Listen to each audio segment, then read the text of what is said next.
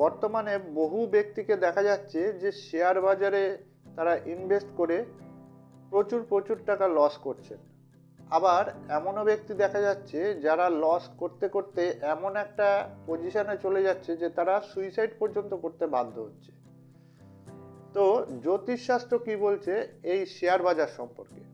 কোনো ব্যক্তি যদি শেয়ার মার্কেটে নিজের অর্থ ইনভেস্ট করতে যান অথবা শেয়ার মার্কেটকেই নিজের পেশা হিসেবে বেছে নিতে চান, তো সেক্ষেত্রেই অবশ্যই আপনার জন্মছক বিচার করিয়ে নেওয়া দরকার। জন্মছকের পঞ্চম ভাব আমাদের শেয়ার মার্কেটকে নির্দেশ করে। তো আমাদের জন্মছকের পঞ্চম ভাবে যেই প্ল্যানেটটি বসে থাকে সেই প্ল্যানেটটি এবং তার নক্ষত্র অধিপতি যে প্ল্যানেটটি হয় সেই প্ল্যানেটটি, এছাড়াও তার কনজাংশন প্ল্যানেট, বিভিন্ন তার সঙ্গে রিলেটেড যে সমস্ত প্ল্যানেট আছে সেই সমস্ত প্ল্যানেটগুলিকে ধরে একটা বিচার করা হয়। দেখা হয় যে এই প্ল্যানেটগুলি মিলে আপনার 2 নম্বর এবং 11 নম্বর ভাবকে কতটা সাপোর্ট করছে।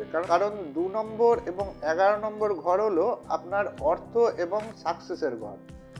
তো আপনার পঞ্চম ভাবে যে গ্রহগুলি রয়েছে বা পঞ্চম ভাবের সঙ্গে রিলেটেড যে গ্রহগুলি রয়েছে তারা যদি কোনোভাবে আপনার 2 নম্বর আর 11 নম্বর ভাবকে সাপোর্ট না করে তাহলে আপনি কখনোই শেয়ার মার্কেট থেকে লাভ করতে পারবেন।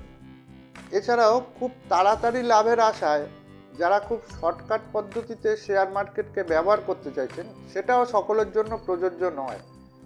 এছাড়াও আপনি শেয়ার মার্কেটে কী ধরনের নিবেশ করলে আপনার সবথেকে বেশি লাভ হতে পারে সেটাও আপনার জন্মছক বিচার করে বোঝা সম্ভব। আপনার পঞ্চম ঘর আপনার যে রাশিটিকে ইন্ডিকেট করছে সেই রাশিটি চর রাশি, স্থির রাশি না দ্বৈত রাশি, তার উপর নির্ভর করে আপনি কী ধরনের শেয়ার মার্কেটে ইনভেস্ট করলে আপনার পক্ষে বেশি লাভজনক হবে। তো অবশ্যই যারা শেয়ার মার্কেটে ইনভেস্ট করছেন তারা নিজেদের জন্মছক বিচার করিয়ে নেবেন, তারপরেই আপনারা ইনভেস্ট করুন।